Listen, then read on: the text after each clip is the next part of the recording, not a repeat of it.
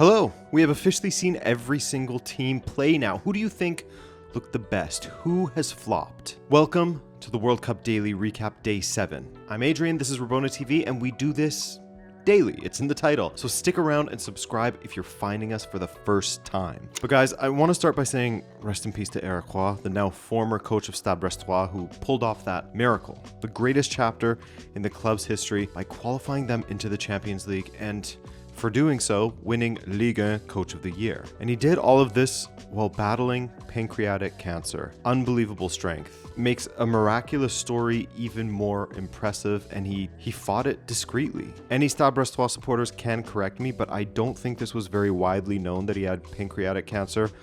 Unbelievable.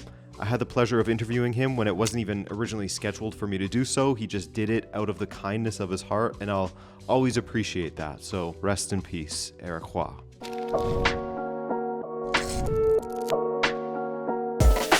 Portugal. Did you miss this match? You didn't actually, because you've seen this match before. Portugal struggling to break down a low block just as I said they would in the preview, because their only game plan is to pass the ball around the perimeter of the pitch and then cross into the box where there are 5, sometimes 6 defenders waiting to just head it away. It makes playing against Portugal so easy, as you can just pick your moments to counter, and their not so airtight back line will give you opportunities now and then after their front line has failed to score. I also didn't like the choice of putting Bernardo Silva on the wing. I don't hate Bernardo. I love Bernardo, but in 2026, to have Ronaldo through the middle and Bernardo on the right, the thinking was to have him as like a wide playmaker, I assume, but you just cannot be doing that. He needs to be in the middle of the pitch. He gets exposed in the wide areas. But Portugal took the lead just minutes in from a cross by Pedro Neto that João Neves, of all people, headed in. The kid is unbelievably good in the air for being one of the smaller guys than most on the pitch. This worked because he went untracked. Nobody expected his run. It's how he gets most of his headed goals for PSG, as we've seen a few times, right? But after that, regrettably and unfortunately, expectedly, Portugal cut their urgency out. They abandoned the middle of the pitch completely, only moving down the flanks, and were happy to pass the ball between Renato Veiga and Vitinha. No urgency to find another goal, really. There was even a moment I highlighted during the stream where Pedro Neto won the ball up the pitch from a duel. He had Bruno just inside and Ronaldo not far behind him. He held up the ball and passed it backwards. There was an opportunity to attack and try for another goal, but they went back to being sideways and backwards passing merchants, which of course came to bite them as a brilliant ball into the box saw Visa rise and power the header past Diogo Costa, 2 of the smaller dudes on the pitch getting big goals. And you just knew that Portugal wouldn't have an answer. They brought on Chico Conceição in the second half, but he had as many successful take-ons as he did taking on DR Congo players when he was beefing with them. He did have a moment where he should have struck at goal, but he lingered on the ball a moment too long, tried to square to Ronaldo, and Ronaldo missed it. Ronaldo missed a couple of cutbacks. Now, you know what? The Ronaldo of it all. I know there are many who disagree, but this is how I feel. After the 60th minute, he should have been hooked. It was so evident that it wasn't working. Change the dynamic. Try something new. Get someone like a Ramos out there who hustles a ton, who will actually drop deep and combine with the midfielders that he knows very well. And when he does that, it allows Bruno and others to overlap. All of that movement helps to unlock defenses as players go untracked, and they also drag the opposition out of shape, making space for others, right? Ronaldo, besides a couple of times when he would drop a bit in the first half, was largely just standing in an offside position, waiting for the ball to get down the pitch so that he could move to the opposite post for the cross, which, again, the defenders are expecting and accounting for, so why not switch things up? One of the DR Congo defenders, Mukau, said after the game, quote, "We know he isn't the same as before, so we knew he would run less. I expected maybe a bit more from him, but it's normal. He's a bit older. It's an honor to play against him." Of course, that was when he was asked if they had a special plan for Cristiano Ronaldo. So, yeah, okay, 1-1 the final.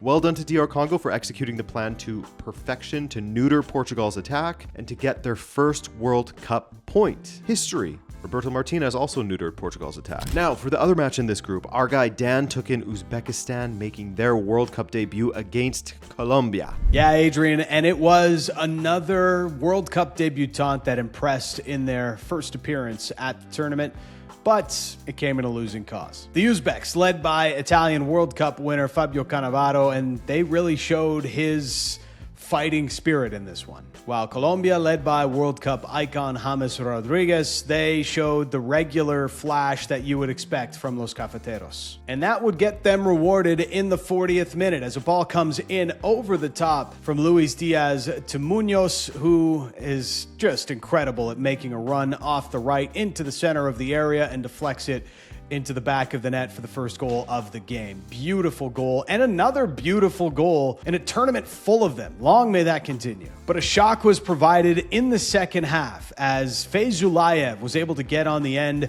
of a rebound on a ball, a shot that Colombian keeper Vargas probably should have done better with, but nonetheless, Uzbekistan has their first ever World Cup goal, and they're tied at 1 in the second half with Colombia. Incredible stuff. Unfortunately, that 1-1 draw would be short-lived. Colombia responding quickly with Uzbekistan surprisingly continuing to attack, continuing to throw players forward, a show that I really admired as it was happening, but you kind of knew how it would end. And Luis Diaz is able to finish off a Colombian counterattack. He really just powers it past the Uzbekistan keeper, 2-1, and that would give Colombia a lead that they would not relinquish. Uzbekistan did put a scare into the Colombians, but they weren't able to get level, and Colombia finished it off with a late insurance marker to put the dagger in the heart of the Uzbeks. It came from Campaz, who finished off a header from across, 3-1 in the 98th minute, and that's how this one would end. But an impressive showing nonetheless from the Uzbeks, and now we'll see where this goes with Colombia and Portugal moving forward. Let's get it back to Adrian for what happened in Group L. All right, thank you, Dan. Looking forward to that Portugal-Colombia match, I think. Now, Group K and England. That is an exciting performance. The first half wasn't their best performance, for sure, as they were looking a little bit lost in possession, but what a difference the halftime break made. Before that, though, England took the lead from the spot, Harry Kane getting a second attempt at the penalty after Livakovic saved the first, but was off of the line when the ball was struck. It looked very close. So Kane took it again, hit it at the same spot, and this time Livakovic went the wrong way. Croatia would then equalize from an attack down the right flank. Ball rolled back to Baturina, and Baturina battered the ball with a hard strike that Pickford couldn't keep out. Absolute piss missile. I believe that's the official description for that kind of strike. The formal word for it. But England would take the lead thanks to a lovely delivery from the corner from who else but Declan Rice. And Harry Kane somehow went unmarked and unchallenged, rose for the header, and powered it perfectly into the bottom corner. No chance for Livakovic. But first half stoppage time.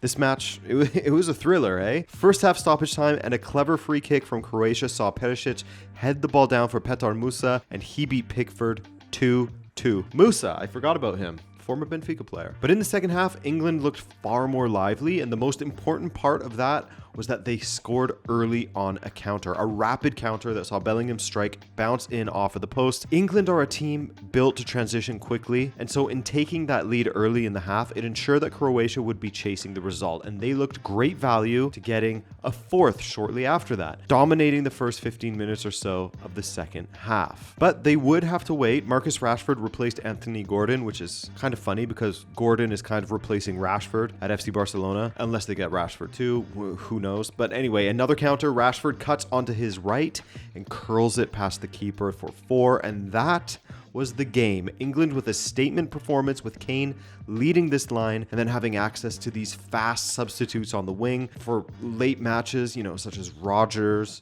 Rashford, Saka, big threat in this tournament. Also, as pointed out by Opta, that's England's first 4-2 win at a World Cup since the 1966 final that they won. It's coming home. This wasn't the greatest match of the tournament for a good 70 or so minutes until about a 65th minute chance for Ghana, which was their best chance. Squared ball to Ayew, and the defender just intervened, because before that, Ghana and Panama, to be honest, but Ghana were really struggling. They were the only team in the tournament so far to not have a single attempt in the first half. That's how things were going. While Panama had 3 attempts in the first half and only 1 on target, nobody was doing anything dangerous. Game opened up around the 60th to 70th minute range as both teams pushed for a goal. Panama had an opportunity shortly after Ayew's that just curled beyond the post. And speaking of the attack, Ghana's attack looked much better once Asante came on after the half, as his directness and pace were a major boon to their attack. Prior to that, Semenyo was most of the danger, but Asante was a great option that added someone else for Panama's defenders to, have to worry about in transition. Sure enough, that's where the goal came from for Ghana. Stunning counterattack in the 95th minute. Asante played down the left, skips past Cordoba, then finds a tiny gap to square to Caleb Yaranki to make it 1-0. Young fella that plays for North Zealand. That chance was set up so brilliantly from Asante, setting Yaranki up with a 0.97 expected goals opportunity. It doesn't get much easier than that. Panama, of course, saw the writing on the wall. Important to get at least a point to give them hope for third place potentially. And with a free kick at the end, the keeper got forward to try to conjure up some Anatoly Trubin magic from the Champions League, but to no avail. He won the header, actually, got it to a teammate, but the second header was lacking the power to actually trouble the Ghanaian keeper. So Ghana win 1-0 from a late goal, and Carlos Queiroz gets that 5th World Cup win in his career from 17 matches that he's coached at this tournament. Now, that puts Ghana in 2nd place at the moment, behind England on goal difference, and that is who Ghana will play next. All right, guys, another day in the books, eh? Thank you for joining me once again. It's always a pleasure running through the day with you, and head over to the 90th minute to catch their live show at 12 p.m. Eastern. Cool? Thank you, guys. Take care.